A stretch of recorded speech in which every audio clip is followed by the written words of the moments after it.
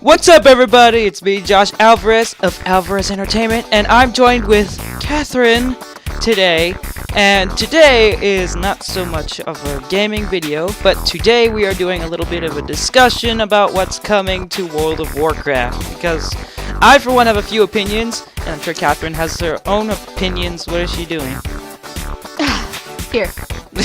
I'm sure Continue. Catherine has some of her own opinions that she would want to give too. Then Yeah. the first thing we want to address, and anyone that's like watching this that would go onto Blizzard forums and post like those things that what are those called? Update things that people talk about, like they want something to change in the game. Because Catherine and I were actually talking about this not that long ago, and we decided to do a video on it. Well, I decided we're doing it together. But one of the things that we think is a big issue with the allied races, that's the first big issue that we think is gonna be a problem in the coming expansion. With the way they currently are, with grinding reputation is, let's just face it, it's not the 100% great thing to do. It's not everyone's favorite chore, plus it's time consuming and takes away from what you want to do in the game. Just to play another race that's basically just a reskin copy of one of the current races. It's too much time. It takes time. Yeah, so what we're saying is when Battle for Azeroth launches, what we're hoping for is that the Blizzard is going to remove reputation grinding for allied races, because when Zandalara Trolls and Dark Iron Dwarves come out, what do they expect us to do? Keep grinding for that until we reach Exalted, which is going to probably take until, like, what, patch 8.1? But yeah, that's the first issue we wanted to discuss. But that was just all we wanted to discuss with that issue. The next thing we want to discuss is actually the lore of what might come in Battle for Azeroth, or even after Battle for Azeroth. Because, Catherine, you remember that Warlords of Draenor was like basically like a setting stage for Legion, right? Yes. Yeah, where basically they gave us a reason why Gul'dan and Archimonde came back, and then the Burning Legion comes back, and we fight them. Well, my theory on this is that I think Battle for Azeroth is either going to be the same exact thing as Warlords of Draenor, or basically continuing from where we left off. Because if you think about it, there have been clues, guys, and Catherine, I don't know if you spotted them either, but there have been clues hidden throughout Legion that speak of what is to come next. Now, a lot of people, I'm sure, that they possibly already have figured it out, but I, for one, know that there are different things in the game that Blizzard put in very carefully, so that they were telling us basically what's coming after Legion is done. The first thing that I thought of was, we all remember back in the first patch of Legion, before anything else came out, there was the Emerald Nightmare Raid. You remember that, right, baby? Yes. The Emerald Nightmare Raid features the bosses that are controlled by Xavius, the Nightmare Lord. And also, Catherine, I think she would have liked that raid because it was surrounded around druid stuff, and at the end of it you get to see the Emerald Dream. Because she's a druid. But, but the one boss in there that really caught my attention was called Il'gynoth, the Heart of Corruption. Now, Il'gynoth is something that's much more different than all the other nightmare creatures we've seen. We've seen the nightmare creatures that are like the demon guys and the corrupted deer female people, and but Il'gynoth, he looks very different from all the other things that we've seen in the nightmare, including things that he creates. He looks more like an old god, like Yogg-Saron and Cthulhu, if you've seen those before. I'm sure you have, Catherine. Yeah. But what really got me was what he was whispering to us. Because every time you go into Emerald Nightmare and you see Il'gynoth, he whispers one thing to you before you start the fight. One thing, but every time you go in, it's something different. So what I decided... So, well, what I have here is I have a page open that has Il'gynoth's sayings on basically what he says when you arrive in the raid and what he's gonna basically tell you. Yeah. Now, the first one here is called, one moment here. Okay, so the first saying that Il'gynoth says is, "The boy king serves you at the master's table, and 3 lies he will offer you." Now, what he's referring to is the boy king is basically Anduin, because everyone knows he's still very young, but he's still a king in our perspective because, you know, he's heir to the throne. But that's what he refers to him as, the boy king. Now, I haven't really thought much of Anduin being a liar. So, I'm actually not so sure how concrete this first saying is. But what do you think, Catherine? Like, do you think that Anduin would feed us 3 lies? According to what this guy's saying. Maybe. Maybe. Well, it's true. Being a king can tend to turn some heads and make someone different. So, we'll just have to wait and see. Now, another one that caught me with interest will be another one here, one moment. So, the second saying that really caught me was, "At the hour of her 3rd death, she ushers our coming." Now, I didn't get what this one meant when I first saw it, until patch 7.1 when we reached the Nighthold.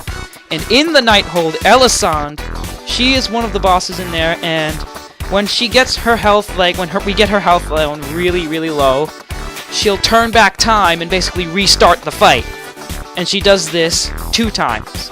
So basically, she dies 1 time, turns back time, dies a 2nd time, turns back time, but then we kill her on the 3rd try. 3 times she dies, she ushers our coming. So who the hour is here is basically what I'm thinking is the old gods.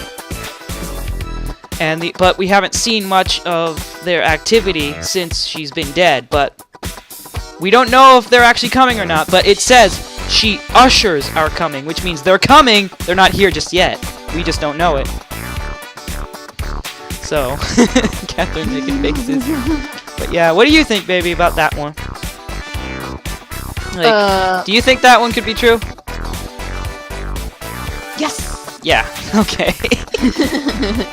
But yeah, Catherine, there are some stuff going down in Warcraft, and we might be stuck in the middle of it. Oh no. Okay, and now we're gonna do one more here. Okay, and now the final saying, and the most cryptic one that I think is it's called, "We have foreseen your coming. In the rings, the circle is nearly complete." They're bringing back Lord of the Rings! Lord of the Rings. But, this one, I honestly have no clue what it means, other than some kind of cycle has been going on, and it's about to be finished, and there is something big going down. Okay, but those are the last clues of Il'gynoth, the Heart of Corruption. Those are the last ones I want to delve on right now. But the next thing I want to talk about is something I discovered, and I don't know if you have, Catherine, but there's a certain NPC on Argus in the current patch that actually says that she says, you don't understand. Without the Fel, the shadow will prevail." Now, what I think, now what I think what this means, without the Fel, the shadow will prevail, is that after we defeat the Legion, the shadows will grow greater and more powerful.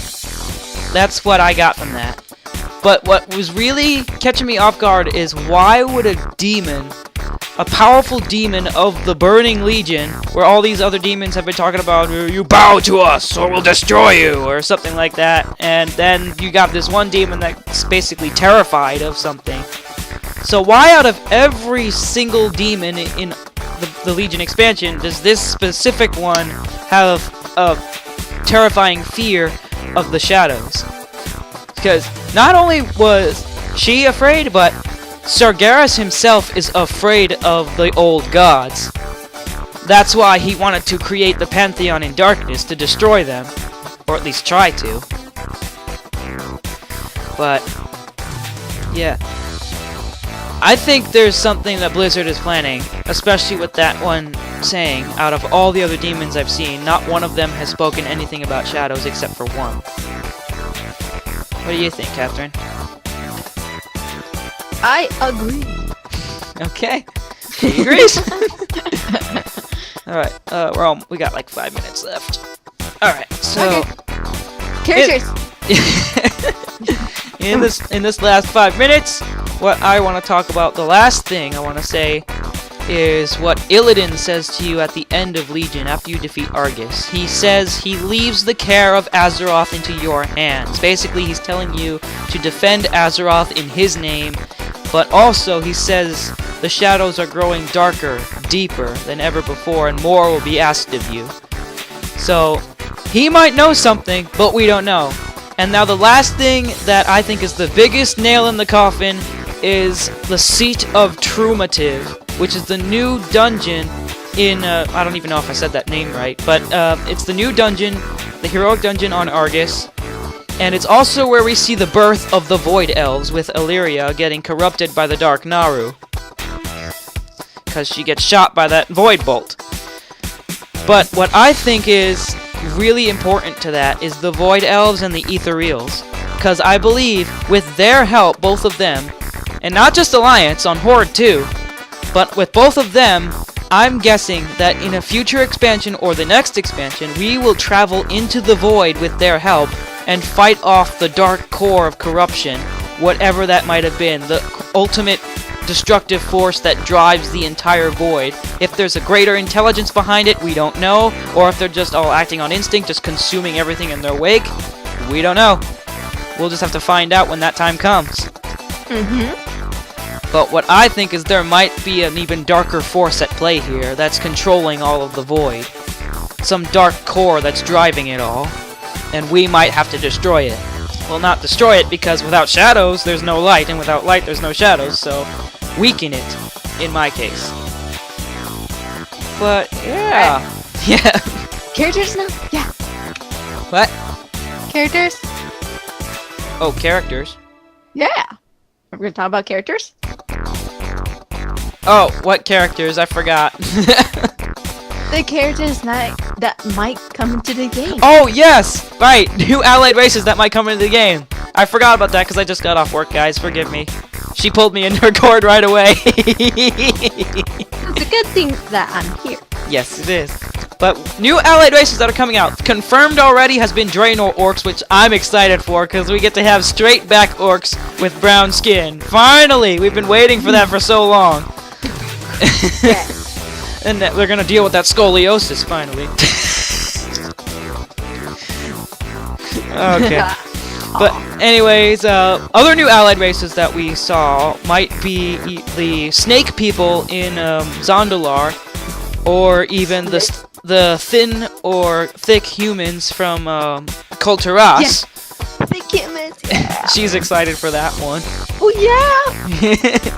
I would be too. Meat on the bones. Yeah. But, and another one is the fox people. I forget what they're called. They're little fox people that have like pirate hats or something. And she really wants to play them. They also share the goblin model, which I think would work very well in the game. So they could be an allied race, but I'm not sure about the snake people. But we definitely know that Draenor Orcs are coming. We don't know. I'm pretty sure the snake are gonna go on the Horde side, and people are gonna go on the Mount side. Yeah. And we've been hearing things about Vrykul humans, like the big, tall guys. But we don't know till the expansion actually comes out. So far, the only ones we definitely know of are Zandalari Trolls, Draenor Orcs, and Dark Iron Dwarves. We don't know anything else for sure, but until then, we're gonna tell you guys if we find out. But until then, I'm Josh Alvarez, and that's Catherine. I'm Catherine. And we'll see you guys next time. Peace out!